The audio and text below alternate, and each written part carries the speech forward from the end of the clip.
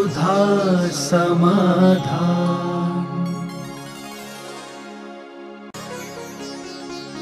नमोस्तु गुरुदेव, हम अपनी आत्मा को शुद्ध कैसे करें? आत्मा शुद्ध ही नहीं है तो अनुभव क्या करोगे? कोई नीम खा रहा है और कहता है कि महाराज कोई उपाय बताओ कि मीठे का अनुभव कैसे हो, और खा रहा है वो नीम। यदि नीम खाते हुए व्यक्ति आज कभी मीठे का अनुभव हुआ है क्या? कदापि नहीं। इसलिए जब आत्मा अशुद्ध है तो अशुद्ध का ही अनुभव होगा।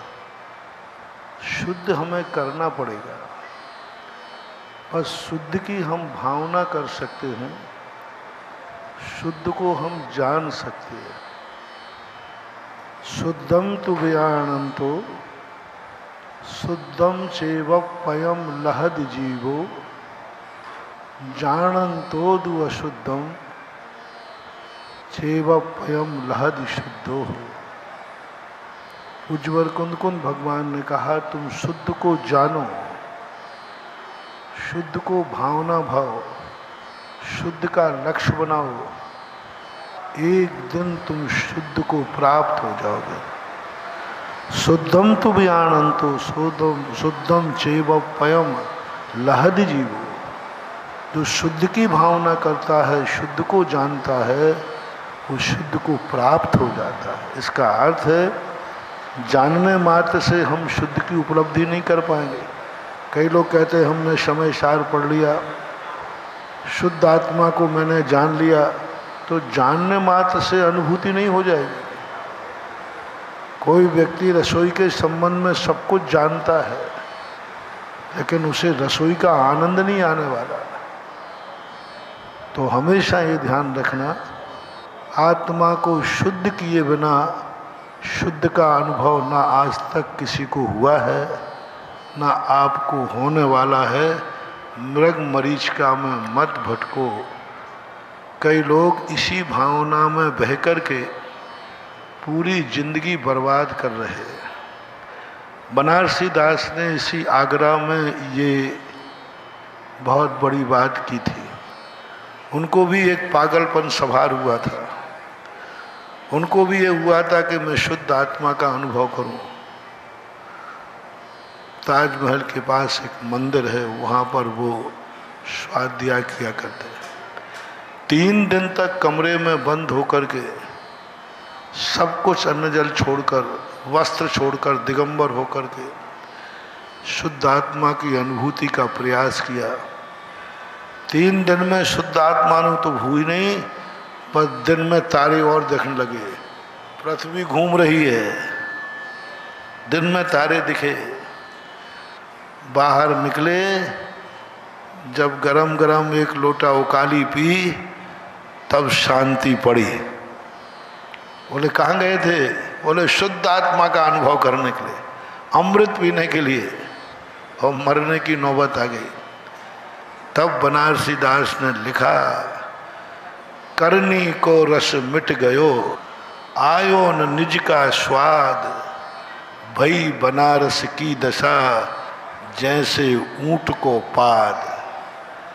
3 दिन तक जो पूजन पाठ का, भक्ति भाव का आनंद आता था, वो भी चला गया, और आयो न निज का स्वाद, आत्मा का स्वाद आया नहीं। मेरी दशा ऐसी रही 3 पे, जैसे ऊंट पे बैठने वाला ना आगे बैठ पाता है और ना पीछे बैठ पाता है। तो बहुत बड़ा संदेशा दिया है। कुछ लोग सिर से पहाड़ फोड़ रहे हैं। महानुभाव, शुद्ध को जानो, शुद्ध की भावना भाव, सेक चिल्ली जैसे शुद्ध की अनुभूति की अहंकार मत करो।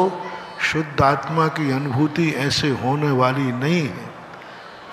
इसलिए चारित्र, यदि बिना चारित्र के, बिना राग द्वेष कषायों के छोड़े बिना यदि शुद्धि हो जाए, तो काहे के लिए मुनि महाराज लोग बने। समंत भद्र महाराज ने, पूज्यवर ने स्पष्ट लिख दिया, राग द्वेष निर्वृत्त ही चरणम प्रतिपद्यते साधु। राग द्वेष की निर्वृत्ति के लिए हमें चारित्र अंगीकार करना पड़ेगा, और जब तक राग द्वेष है शुद्ध आत्मा की अनुभूति नहीं हो सकती। नमोस्तु गुरुदेव। श्री राम रावण का वध करके आए थे, तो फिर उन्होंने खुशियां क्यों नहीं मनाई थी? अच्छे राजा किसी को दुख देकर खुशी नहीं मनाते। अच्छे राजा हरा करके खुश नहीं मनाते। दो सफलताएं होती हैं। एक सफलता अपने कामयाबी की होती है, उसकी खुशी मनाते हैं सज्जन लोग। कामयाबी की सफलता, पढ़ने में वो अव्वल नंबर आया, कमाने में वो अव्वल नंबर आया, प्रजा को सुख देने में, राजनीति करने में अव्वल नंबर आया, इसकी खुशी मनाता है। किसी को हरा करके खुशी मनाना सज्जन पुरुषों का काम नहीं है। सज्जन पुरुष किसी को हराते हैं, वो उनकी मजबूरी रहती है, लेकिन खुशी नहीं मनाते। रामचंद्र जी ने, पूज्यवर रविशरण महाराज ने श्री परम पुराण में स्पष्ट उल्लेख किया, जैसे रावण मारा गया तुरंत रामचंद्र जी ने अपनी सेना को कहा कोई भी लंका में प्रवेश नहीं करेगा, कोई लूटपाट नहीं करेगा। क्योंकि राजाओं का नियम होता है कि जब कोई राज्य जीतते हैं तो सेना से कहते जाओ, तुम लोगों ने मेहनत की है, जाओ राज्य में लूट लो, जो मिले सब लूट लो, जो तुम्हें करना है करो। धन दौलत लूट लेते हैं, स्त्रियों की इज्जत लूट लेते, सब उन्माद होता है सेना में। प्राय राज थे। रामचंद्र जी मर्यादा पुरुषोत्तम थे। पूरी लंका थर थर कांप गई जब रावण मरण को प्राप्त हुए कि अब दुश्मन की सेना सारी लंका को तहस नहस कर देगी। स्त्रियां कांप गई, पर रामचंद्र जी ने स्पष्ट घोषणा की, हे लंका वासियों, घबराओ मत, भयभीत मत हो। हे माताओं, हे देवियों, भयभीत मत हो। जिस प्रकार के तुम निश्चिंत होकर अपने राजा के राज्य में रहते थे, उसी प्रकार आप निर्भय और निडर होकर के अभी भी रहो। कोई सैनिक आपको किसी प्रकार की क्षति नहीं पहुंचाएगा। वो अंत के जो वाच हैं रामचंद्र जी के लंका के वासियों के प्रति रोमांचित कर देते हैं। रामचंद्र जी के प्रति जो क्रोध था लंका वासियों को, जो आक्रोश था, सारी लंका के उस रामचंद्र जी के 5 मिनट के उपदेशन से पूरे लंका वासियों का रामचंद्र जी के प्रति श्रद्धा उमड़ पड़ी। जो राम का नाम लेने में अपना अपमान समझते थे, वही लंका वासी 5 मिनट के उपदेश से जय श्री राम के नारे लगा दिए। यही तो सज्जन पुरुषों की है। उनको हराना पर्पस था ही नहीं, हराना उनकी मजबूरी थी। तो अच्छे राजा सदा यही करते हैं। जो गंदे राजा होते हैं वे इस प्रकार के उन्माद में विजय पताका फहराते हैं, विजय मनाते हैं, ऐसा माना जाए। नमोस्तु गुरुदेव। अकाम निर्जरा को मोक्ष मार्ग में महत्व क्यों नहीं दिया गया है?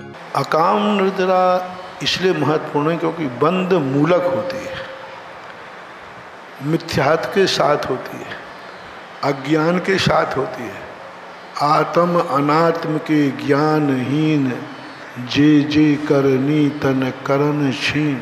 अज्ञान पूर्वक शब्द है। बाल तप कभी अकाम निर्जरा करे, भवनत्रक में सुर तन धरे। तो ये अकाम निर्जरा नाम ही उसका अकाम है, व्यर्थ की, कोई लेना एक न देना दो।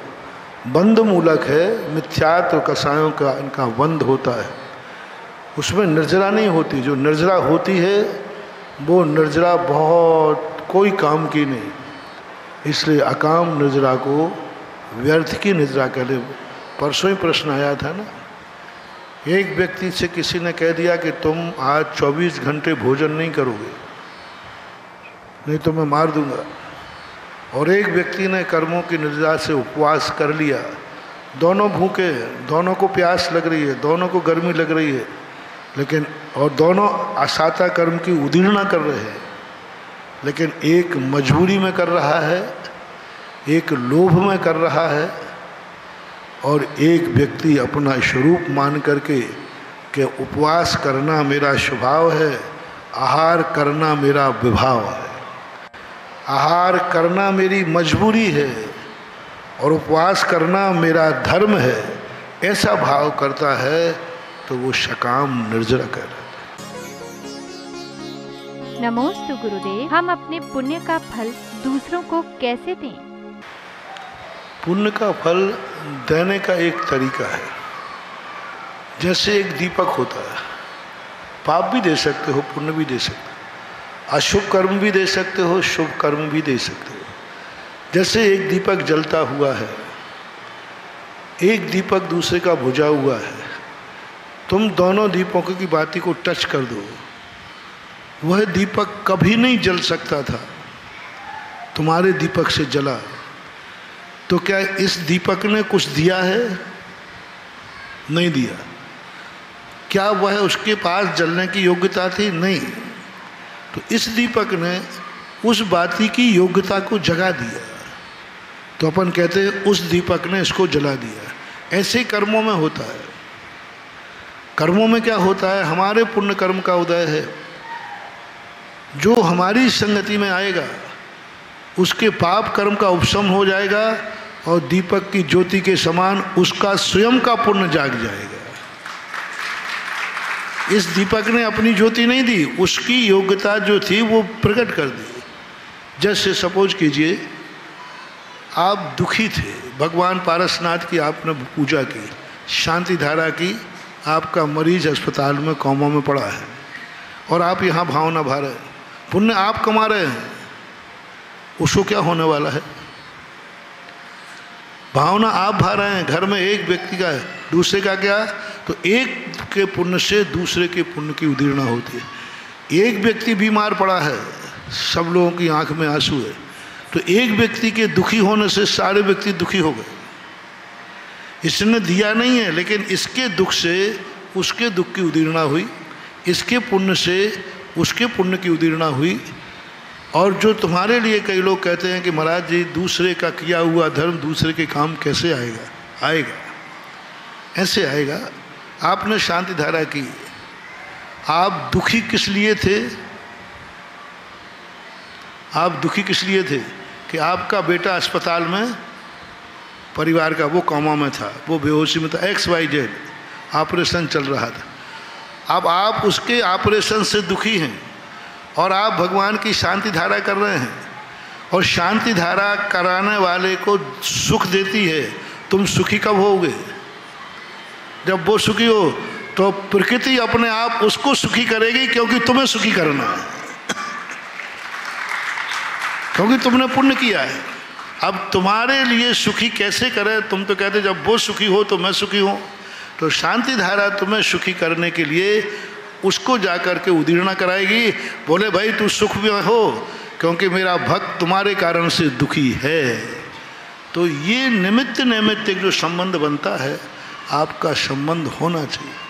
शांति धारा के पढ़ने के बाद मुझे बहुत सैद्धांतिक प्रश्नों के जवाब मिले। एक पेड़ के लिए शांति धारा करा दी, खेत के फसल के लिए शांति धारा करा दी। भक्त कर रहा है किसान, कहे भगवान मेरे खेत में महामारी न लगे, हमारा पेड़ सुरक्षित रहे, हमारा खेत हरा भरा रहे। अरे खेत तो एक इंद्रिय जीव है वो फसल, और इधर शांति धारा कर रहा है। कितना गजब का मोटिवेशन है कि इस किसान शांति धारा कर रहा है फसल के लिए, फसल एक इंद्रिय, पेड़ के लिए। संबंध इतना होना चाहिए, पेड़ से आपका लगाव होना चाहिए। पेड़ यदि नहीं फलेगा तो आपको दुख होगा। तो धर्म कहता है तुझे सुखी रखने के लिए हमें उस पेड़ को हरा रखना पड़ेगा, ये हमारे पुण्य का उदय है। तो ऐसा ये निमित्त नैमित्तिक संबंध होता है। नमोस्तु गुरुदेव, लघु प्रतिक्रमण में 6 त्रस काय का क्या महत्व है? 6 त्रस गाय का अर्थ होता है कि जैसे 5 इंद्रियां होती हैं और एक संगी पंचेंद्रिय होता है, ये त्रस कहलाते हैं। और उसमें भी भेद कर दो, पर्याप्तक अपर्याप्तक आदि भेद कर सकते हैं। जैसे 2 इंद्रिय से त्रस चालू होता है, तो 2 इंद्रिय, 3 इंद्रिय, 4 इंद्रिय, 5 इंद्रिय और एक संगी बना भी आता है। तो इस प्रकार ये 5 हो गए। अब 6 की अपेक्षा कोई लगा दो तो बादर की अपेक्षा लगा सकते हैं। इनमें तो बादर ही होते हैं, त्रस में स्थावर होते ही नहीं है। तो ये या तो मन और 5 इंद्रियों की अपेक्षा से, क्योंकि हमारे यहाँ 60 का है, आवृत्ति 12 प्रकार की होती है। 6 इंद्रियों की अपेक्षा, 6 जीवों की अपेक्षा, 5 इंद्रिय और एक मन, ये इंद्रिय संयम है। और 6 पंच स्थावर त्रस, ये षटकाय जीवों का कहलाता है। अब 6 त्रस उनमें देखना पड़ेगा, कोई विवक्षा लगाना पड़ेगी। नमोस्तु गुरुदेव। पूजन करते समय क्या ठोनाकार रखना आवश्यक है? ठोना रखना अनिवार्य है, क्योंकि ठोना का उल्लेख मिलता है। और ठोना का अर्थ होता है उसमें संकल्प के चामल स्थापित करना।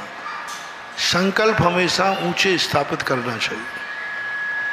ये भगवान की स्थापना नहीं है, क्योंकि हमारे यहाँ भगवान की स्थापना बिना पंचकल्याणक के होती ही नहीं। प्राण प्रतिष्ठा किए बिना वह कभी भी स्थापना नहीं होती। ये स्थापना कहलाती है सामान्य रूप से। तदाकार और अतदाकार स्थापना जो होती है, ये संकल्प मात्र से हो जाती है। तो कई लोग ऐसा मानते हैं कि जब भगवान आकारवान बैठे हैं तो अतदाकार स्थापना करने की क्या जरूरत है। वे भूल रहे हैं कि तदाकार अतदाकार स्थापना अलग चीज़ है और पंचकल्याणक की स्थापना अलग चीज़ है। वहाँ मात्र संकल्प है, यहाँ स्थापना है, मंत्र है। इसलिए जो देवादिदेव अरहंत भगवान की स्थापना है, वो उन चावलों में भगवान की स्थापना नहीं है। वो आदिनाथ भगवान की पूजा के संकल्प सूत्र है। तो संकल्पित चावलों को ऊपर रखना चाहिए, ठोने के ऊपर ही रखना चाहिए। सुधा समाधान।